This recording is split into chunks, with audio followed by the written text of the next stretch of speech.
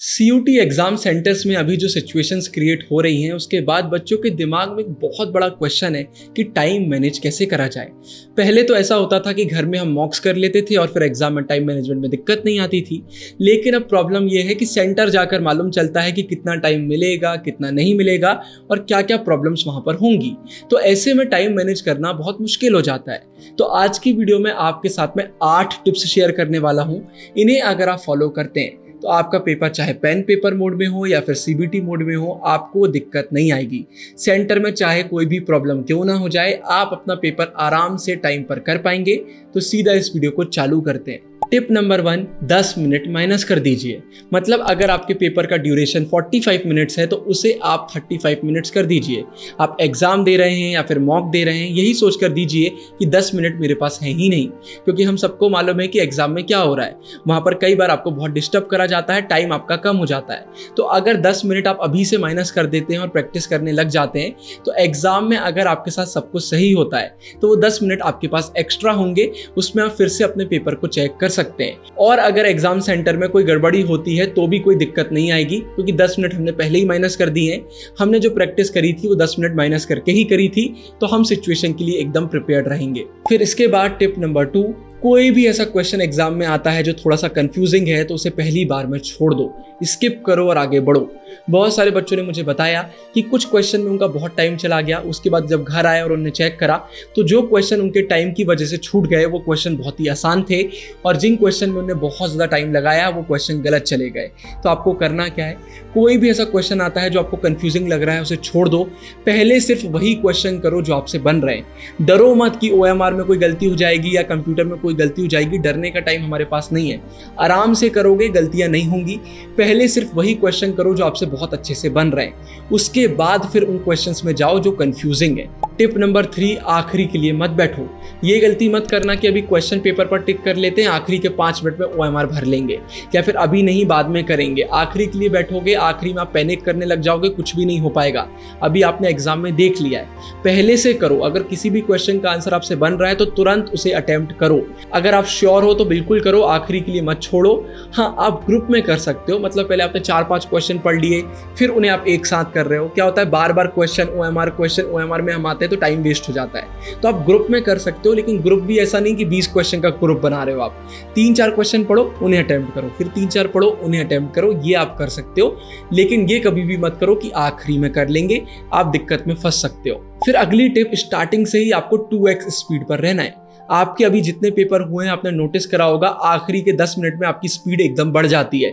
आप जल्दी जल्दी क्वेश्चन अटेम्प्ट कर रहे होते हैं। सेम स्पीड आपको स्टार्टिंग से मेंटेन करना है। स्टार्टिंग से ये सोचकर चलिए कि आखिरी में टाइम आपके पास नहीं बचेगा, आप ऑलरेडी लेट हैं, और स्पीड में काम करिए। लेकिन हाँ, स्पीड के चक्कर में ये मत कर देना कि क्वेश्चन अच्छे से नहीं पढ़ रहे हो या फिर बहुत मिस्टेक कर रहे हो। वहां पर आपको आराम से काम करना है, लेकिन फिर भी एक स्पीड मेंटेन करके रखना है। फिर इसके बाद अगर आपके पेपर में आपसे मिस्टेक्स हो जाती हैं तो इट्स कंप्लीटली फाइन, चलता है। पेपर में कई बार मिस्टेक्स हो जाती हैं। ये गलती मत करो कि आपका पहला क्वेश्चन गलत हो गया या कोई मिस्टेक आपसे हो गई तो आप बैठ गए हो या फिर बहुत ज़्यादा टेंशन लेने लग गए हो और इस चक्कर में पूरा पेपर आपका बिगड़ रहा है। गलतियाँ हो जाती हैं, कोई भी गलती हो मूव ऑन करो। हो गया, आगे का पेपर सही से करना है। बहुत सारे बच्चों ने मुझे बताया स्टार्टिंग में उनसे थोड़ी बहुत गलतियां हो गई और उसके बाद वो पेपर ही नहीं कर पाए, वो बहुत डर गए। तो ये गलती मत करो, डर को थोड़ा सा साइड करो, गलतियां चलती हैं। फिर इसके बाद जो मैं बोलने वाला हूँ, मुझे मालूम है बहुत सारे बच्चे इसे एक्सेप्ट नहीं करेंगे, लेकिन इस समय इससे अच्छी सलाह मैं आपको नहीं दे सकता। जब आप कॉलेज में पहुंच जाएंगे, अच्छी अच्छी बुक्स आप पढ़ेंगे, अच्छे अच्छे लोगों के साथ आप बैठेंगे उठेंगे, तो ज़्यादातर लोग आपको एक चीज़ ज़रूर से बताएंगे कि लाइफ में चाहे कुछ भी हो जाए और उसमें हमारा हाथ हो चाहे ना हो, हमें अपनी लाइफ की पूरी रिस्पॉन्सिबिलिटी लेना चाहिए। मुझे मालूम है इस समय सेंटर्स में जो हो रहा है वो बहुत बेकार हो रहा है, और इसलिए मैंने चैनल पर उसके खिलाफ वीडियो भी बनाई है। लेकिन फिर भी मैं आपसे कहना चाहूँगा, चाहे कुछ भी हो जाए, पूरी रिस्पॉन्सिबिलिटी आपको खुद लेना है। आपको मालूम है सेंटर में बहुत बेकार चीज़ें हो रही हैं, तो उन्हें एक्सेप्ट कर लीजिए और खुद से बोलिए, चाहे सेंटर में कुछ भी हो जाए, मेरा पेपर जैसा भी जाएगा उसकी पूरी रिस्पॉन्सिबिलिटी मेरी है। मैं एक्सक्यूज़ क्रिएट नहीं करूँगा। मुझे मालूम है इस समय एक्सक्यूज़ वर्ड सही नहीं है, लेकिन फिर भी मैं इसे यूज़ करूँगा, क्योंकि मैं आपको अभी बता रहा हूँ। अगर आप अभी ये बोलते रहेंगे ना कि मेरी गलती नहीं है, मेरी गलती नहीं है, तो आगे के पेपर का प्रिपरेशन अच्छे से नहीं करेंगे। लेकिन अगर आप खुद से बोलेंगे, भले ही झूठ, कि जो भी हुआ उसमें मेरी गलती थी, मेरी रिस्पॉन्सिबिलिटी थी, मुझे और अच्छे से सिचुएशंस को हैंडल करना चाहिए था, तो आगे के एग्जाम्स के लिए आप अच्छे से प्रिपेयर कर पाएंगे।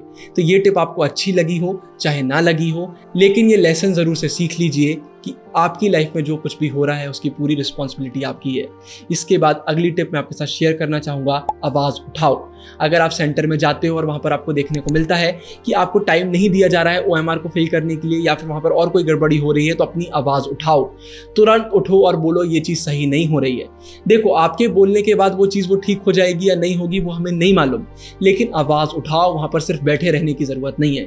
अगर आप सब मिलकर आवाज़ उठाओगे, पहले ही बोल दोगे कि प्लीज़ हमें हमारी OMR शीट दे दीजिए, हमें फिल करना है, बाद में टाइम नहीं मिलेगा, तो चांसेस हैं शायद वो आपको शीट दे दें और आपका टाइम बच जाए। तो आवाज़ उठाने से कभी मत डरो।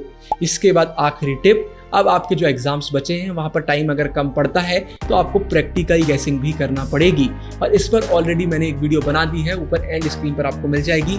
उस वीडियो को ज़रूर से देखिए, बहुत प्रैक्टिकल टिप्स मैंने आपके साथ शेयर करी हैं, बिल्कुल भी फालतू बातें नहीं करी हैं। वो वीडियो देख लीजिए, टेलीग्राम ज़रूर से ज्वाइन कर लीजिए। बाकी मिलता हूँ आगे बहुत सारी वीडियोज़ में। आप सभी को ऑल द बेस्ट।